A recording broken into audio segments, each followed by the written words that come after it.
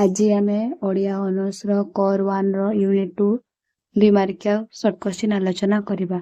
पूर्व वीडियो रे आमे 1 मार्किया शॉर्ट क्वेश्चन आलोचना करि सारी छे। जो माने देखिना प्लेलिस्ट को जाई देखि नेबे। एलएच ग्रे भाषा उत्पत्ति संपर्क रे की मत रखिथिले। वर्तमान स्थिति रे भाषा उत्पत्ति संपर्क प्रश्नटी प्रमाण अभावरु भाषा विज्ञान अध्ययन परिसररु संपूर्ण बहिर्भूत हेबा उचित। यह सत्य जे भाषा विज्ञान सहित भाषार उत्पत्ति संपर्कीय समस्यार कौनसी संपर्क नाही। भाषाविद ओट जास्पर्सन को भाषा उत्पत्ति संपर्कित 5 गोटी कारण उल्लेख कर। भाषार उत्पत्ति विषय भाषाविद ओट जास्पर्सन जो 5 गोटी कारण उल्लेख करथिले सेति मध्यरे 4टी तांकर पूर्वरु प्रचलित थिला। पंचम मतटी निजे स्थिर करथिले ताहेला the bow wow theory, the pooh pooh theory, the ding dong theory, the yo he ho theory, the la la theory.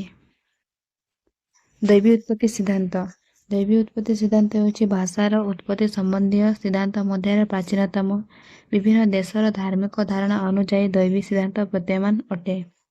साधारण अर्थरे कहले पृथ्वीर सब पदार्थ बड़ी भाषा मध्य भगवान द्वारा सृष्टि। जन्म ग्रहण करबा मात्रे मानव जेपरि श्वास प्रश्वास और रक्त संचार प्रभृति शक्तिर अधिकारी हुए अनुरूप भावे से भाषा शक्तिर अधिकारी होइथाय। संकेत सिद्धांत बा निर्णय सिद्धांत बा स्वीकार सिद्धांत कौन? प्रख्यात विद्वान रूसो एही सिद्धांतर जनक। समाज संपर्क रे आलोचना कला बेले एही सिद्धांतटी को निर्णय करथिले। तांको मतरे हस्तर संकेत द्वारा मानव प्रथम भाव आदान प्रदान करुथिला। मात्र जेतेबेले से अनुभव कला कि केवल हस्तर संकेत भाव प्रकाश संपूर्ण सहायक नुहे सेतेबेले सेमाने एकत्र होई केतेक ध्वनि को संकेत रूपे स्वीकार करथिले। सेही ध्वनि संकेत परे शब्द संकेत रूपे परिणत हैला। धातु सिद्धांत संपर्क रे मार्क्स मुलर को अभिमत कौन थिला? मार्क्स मुलर धातु को धातुर अनुकरण सृष्टि बोली विश्वास करथिले। तंबा पितल लुहा सुना आदि भिन्न भिन्न धातु भिन्न भिन्न ध्वनि उत्पन्न करंती बोली तांको धारणा थिला। तांको मतरे मनुष्य प्रथम एही ध्वनि को अनुकरण करी अविकल उच्चारण करबा को चेष्टा कला। एही अनुसार धातुर ध्वनि सहित शब्दर एक रहस्यात्मक संगति बा साम्य रहिछि। इंगित सिद्धांत बा लगभग थियोरी। एही सिद्धांतर उद्भावक पालिनेशियन इंगित सिद्धांत को डार्विन को 6टी भाषार तुलनात्मक अध्ययनर आधार उपरे प्रमाणित करथिले। 1930 ख्रीष्टाब्द रिचार्ड एही सिद्धांत को पुनर्बार विचार करथिले जाको ह्यूमन स्पीच रे एहाकू मौखिक इंगित सिद्धांत नाम को देथिले। एथिरे अनुकरण मूलक सोपान, भाव प्रकाश मूलक सोपान, अंग इंगित मूलक सोपान, सूक्ष्म भाव प्रकाश मूलक सोपान, ध्वन्यान्तकरण सोपान अंतर्भुक्त। ध्वन्यान्तकरण सिद्धांत। उपरोक्त सिद्धांत अनुसार जीवजंतु को ध्वनि को अनुकरण करिथांती। अनुकरणात्मक शब्द जेपरि बिलेई म्याऊ म्याऊ रब अनुसार चीना भाषा रे म्याऊ, हिंदी भाषा रे म्याऊ प्रभृति, मिमियाना, रेंकना, भोंकना, भिनभिनाना और उनभनाना, ओडिया सुआ, का, म्याऊ प्रभृति पशुपक्षी ठारो मनीष अनुकरण करिछि। मात्र ए सिद्धांत ग्रहणीय नुहे। कोइलीर कुआर का का, महुमाछीर गुणुगुणु शब्द एक ध्वनि परि लागि पारे कर्णकु, मात्र एहा भाषा पदवाच्य नुहे। अनुरणन अनुकरण मूलक सिद्धांत। एही सिद्धांत केतेकांशरे क्षम हेले हे संपूर्ण भाषा सृष्टि हेबा असंभव। तथापि एही मर्मरे केतेक भाषा सृष्टि लाभ करिछि। यथा इंग्राजी रे मुर्मुर, गैज, थंडर, जज, पतपत, बुंद झर, ओडिया किंकिण, झरझर इत्यादि मात्र ए द्वारा उत्पन्न शब्द भाषा रे सीमित। डिंगडंग सिद्धांत। भाषाविद मानकर मत अनुसार एही सिद्धांत भ्रमात्मक अटे। मन को प्रश्न आसे आदिम मनुष्य धातुर व्यवहार शिखिला कि नाही ताहा एक संदेह मूलक प्रश्न। यदिओ आदिम मानव धातुर व्यवहार कालक्रमे शिखिथिला तथापि धातुर संख्या थिला सीमित। सीमित संख्यार धातुरु विपुल संख्यक धातुर संभावना अवान्तर मने हुए। धातु उपरे भाषा आधारित नुहे। धातुरु शब्द सृष्टि करिबा और ताहार अर्थर संपर्क स्वाभाविक नुहे। तेणु डिंगडंग सिद्धांत संपूर्ण अमूलक।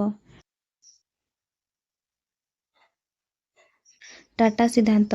प्राचीन काल आदिम मानव कार्य करुवा କାଳରେ ଉଚ୍ଚାରଣକ୍ଷମ ଅବୟବମାନଙ୍କର ଗତିକୁ ଅନୁସରଣ କରିଥିଲେ। ଏହି ଅନୁକରଣ ଦ୍ୱାରା କିଛି ଧ୍ୱନି ସଂଯୁକ୍ତ ବୋଲି ଟାଟା ସିଦ୍ଧାନ୍ତ ବିଶ୍ୱାସ କରେ। ଏହି ସିଦ୍ଧାନ୍ତ ସମ୍ଭବ ନୁହେଁ ସମ୍ପୂର୍ଣ୍ଣ ଅମୂଳକ, କାରଣ ମଣିଷ ତ ଦୂରର କଥା, ମଣିଷର ପୂର୍ବପୁରୁଷ ବୋଲାଉଥିବା ବାନରମାନଙ୍କ କ୍ଷେତ୍ରରେ ମଧ୍ୟ ଏ ଲକ୍ଷଣ ଦେଖାଯାଏ ନାହିଁ। ସଙ୍ଗୀତ ସିଦ୍ଧାନ୍ତ। ଭାଷାତତ୍ତ୍ୱବିତ୍ ପରୁଇନ୍ ଓ ସ୍ପେନ୍ସରଙ୍କ ମତ ଅନୁଯାୟୀ ଭାଷାର ଉତ୍ପତ୍ତି ଆଦିମ ମାନବ ସଙ୍ଗୀତର ସୃଷ୍ଟି ହୋଇଛି। କ୍ରୀଡ଼ାରୁ ଭାଷା ସୃଷ୍ଟି ହୋଇଛି ବୋଲି ଭାଷାବିତ୍ ଜେଫରସନ୍ ମତ ଦିଅନ୍ତି। ସେ ଏହାକୁ କ୍ରୀଡ଼ାବାଦ ବୋଲି କହନ୍ତି। ଉଚ୍ଚାରଣକ୍ଷମ ଅବୟବମାନେ ଅବলীଳାକ୍ରମେ କ୍ରୀଡ଼ା କରିବାରୁ ତାହା ସଙ୍ଗୀତରେ ପରିଣତ ହେଲା। ପ୍ରେମ ଏବଂ ଦୁଃଖ ଆଦି ସମୟରେ ମଣିଷର ସ୍ୱରତନ୍ତ୍ରୀ ସ୍ପନ୍ଦିତ ହୋଇ ପ୍ରଥମେ ଏଥିରୁ ଅର୍ଥହୀନ ଅକ୍ଷର ସୃଷ୍ଟି ହୋଇଛି। ଏହି ସିଦ୍ଧାନ୍ତ ଅନେକାଂଶରେ ଭ୍ରମାତ୍ମକ। ପ୍ରେମ ସିଦ୍ଧାନ୍ତ।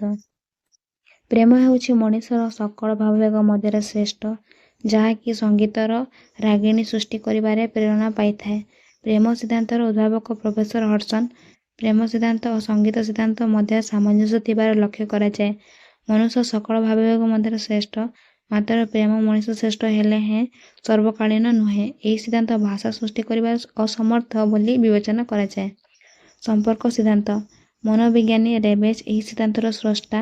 ସାମାଜିକ ପ୍ରାଣୀ ହୋଇଥିବାରୁ ପାରସ୍ପରିକ ସମ୍ବନ୍ଧ ରକ୍ଷା ମନୁଷ୍ୟର ଏକ ସହଜାତ ପ୍ରବୃତ୍ତି।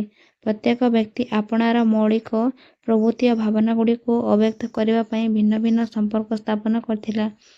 ପ୍ରାରମ୍ଭରୁ ସମ୍ପର୍କ ଭାବ ସ୍ତରରେ ଥିଲା, ପରବର୍ତ୍ତୀ ସମୟରେ ବୌଦ୍ଧିକ ସ୍ତରକୁ ଉନ୍ନତ ହେଲା, ମାତ୍ର ଏହି ସିଦ୍ଧାନ୍ତ ଭ୍ରମାତ୍ମକ ଅଟେ। ପ୍ରତୀକ ସିଦ୍ଧାନ୍ତ। ଏହି ସିଦ୍ଧାନ୍ତଟି ହେନରୀ ସୁଇଟଙ୍କ ସମନ୍ୱିତ ସିଦ୍ଧାନ୍ତର ତୃତୀୟ ଭାଗ। ହେନରୀଙ୍କ ପ୍ରତୀକାତ୍ମକ ଆଧାରରେ ପ୍ରତୀକ ସିଦ୍ଧାନ୍ତ ସୃଷ୍ଟି। ତାଙ୍କ ମତରେ ବିଭିନ୍ନ ସମ୍ବନ୍ଧରୁ ଜାତ ଶବ୍ଦ ଏକ ନିର୍ଦ୍ଦିଷ୍ଟ ଅର୍ଥରେ ପ୍ରତୀତ। ଭାଷାମାନଙ୍କରେ ଯେଉଁ ଶବ୍ଦର ବ୍ୟବହାର ହେଉଛି, ସେମାନଙ୍କ ମଧ୍ୟରେ ଧ୍ୱନିଗତ ସାଦୃଶ୍ୟ ରହିଛି। ପ୍ରତିବିମ୍ବ ସିଦ୍ଧାନ୍ତ। ସଂସ୍ଥାପକ ଭର୍ତ୍ତୃହରିଙ୍କ ପ୍ରତିବିମ୍ବ ସିଦ୍ଧାନ୍ତର ଅନ୍ୟ ନାମ ପ୍ରତିମା ସିଦ୍ଧାନ୍ତ। ମନସ୍ତତ୍ତ୍ୱବିତ୍ ଶ୍ଲେଗେଲ କହନ୍ତି, ଏପରି କୌଣସି କଳାତ୍ମକ କାର୍ଯ୍ୟ ନାହିଁ, ଯାହା କେବଳ ରେଖା, ଲେଖା ବା ରଙ୍ଗ ଦ୍ୱାରା ସାଧିତ ହୋଇଯିବ। କଳାକାରର ମସ୍ତିଷ୍କ ଭିତରେ ଯେ ପର୍ଯ୍ୟନ୍ତ ଗୋଟିଏ ଚିତ୍ରର ପ୍ରତିବିମ୍ବ ଜନ୍ମ ନ ନେଇଛି, ସେ ପର୍ଯ୍ୟନ୍ତ କୌଣସି କଳାତ୍ମକ କାର୍ଯ୍ୟ ସୃଷ୍ଟି ଅସମ୍ଭବ। ଏହି ସିଦ୍ଧାନ୍ତ ଅନେକ ପରିମାଣରେ ଠିକ୍ ବୋଲି ମନେହୁଏ। ବିବର୍ତ୍ତନ ସିଦ୍ଧାନ୍ତ। ଡାରୱିନ୍ଙ୍କ ମତରେ ଭାଷା ଦୈବୀକୃତ ନୁହେଁ, ଭାଷା ମାନବମାନଙ୍କ ଦ୍ୱାରା ହିଁ ସୃଷ୍ଟି। ଭାଷା ପ୍ରଥମେ ମଣିଷର ଅବୟବ ଦ୍ୱାରା ସୃଷ୍ଟି। ଏହା ମୂକ ଅଭିନୟ ଥିଲା। ଯେତେବେଳେ ଏହା ସାମାଜିକ ସମ୍ପର୍କ ସ୍ଥାପନ କଲା, ସେତେବେଳେ ଭାଷା ଆକାରରେ ଆତ୍ମପ୍ରକାଶ କରିବାକୁ ବ୍ୟାକୁଳ ହେଲା। ମାନବର ବିଚାରଧାରାରେ ଅନୁକ୍ରମ, ଶୃଙ୍ଖଳା ଓ ସଂଯମତା ପାଇଁ ଭାଷାର ବାକ୍ୟଗୁଡ଼ିକୁ ନିର୍ଦ୍ଦିଷ୍ଟ ଶୃଙ୍ଖଳାରେ ସଜାଡ଼ିଥିଲା। ଏପରି ଭାବରେ ଭାଷାର ବିବର୍ତ୍ତନ ହୋଇଥାଇ ପାରେ।